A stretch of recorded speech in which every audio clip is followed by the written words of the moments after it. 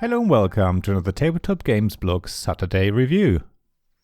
4 mighty rulers compete to create the most wonderful dominion of them all. They stand proud at the top of their keep and survey the blank canvas of the lands below them.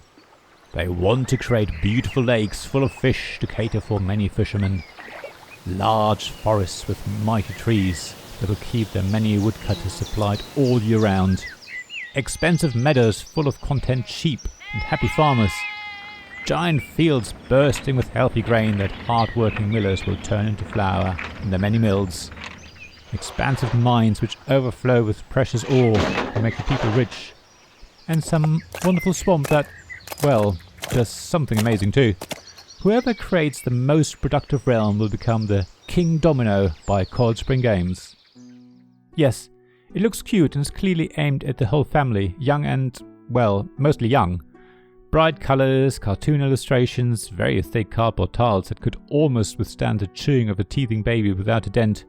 A little 3D castle made out of 4 cardboard pieces stuck together, and a rulebook that is desperately trying to look bigger than it needs to be, given that the game really only needs 2 rules.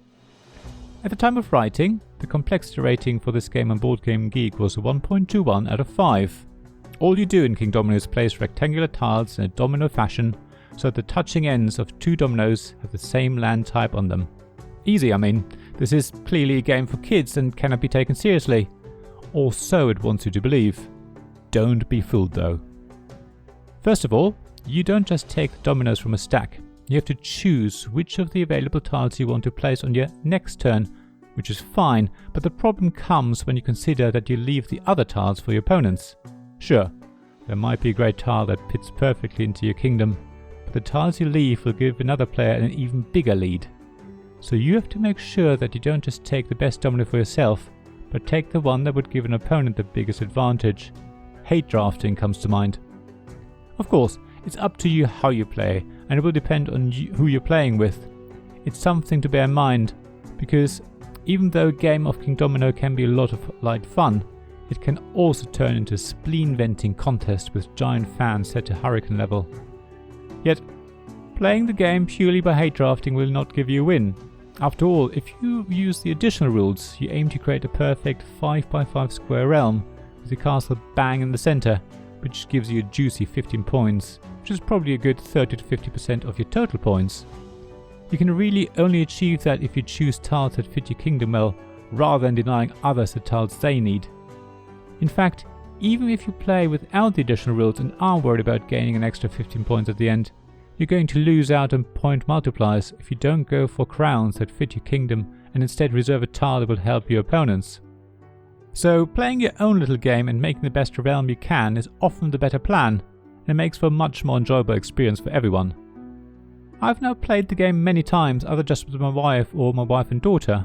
In fact, our daughter requested we play it again on a few occasions, which is high praise indeed, given she is now a teenager for whom games are no longer anywhere the top 100 of things that interest her.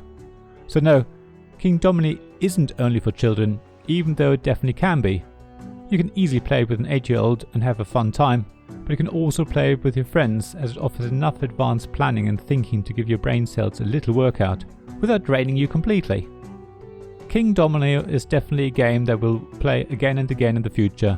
It's so quick to set up, the components are of amazing quality, and the game plays in such a short time that it's a great filler for any day and any time of day.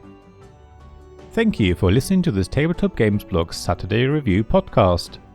Please check the description below for links mentioned in this episode, as well as to the written version of this article on the blog. If you enjoyed this episode, please subscribe, give us some stars or leave a review. Please also tell your friends about me, and if you want to offer financial support, check out my Patreon and Ko-fi pages, links to which you'll find in the blog at tabletopgamesblog.com. So thank you again for listening, and I hope to see you again soon. This podcast was made possible by the generous help of my Patreon supporters: Royal Patron Sean Newman, Castle Guard David Miller, Dice Masters Alex Bardi, Paul Grogan and James Naylor, and Shining Lights Robin Kay, Sarah Reed, Tim Vernick and We're Not Wizards.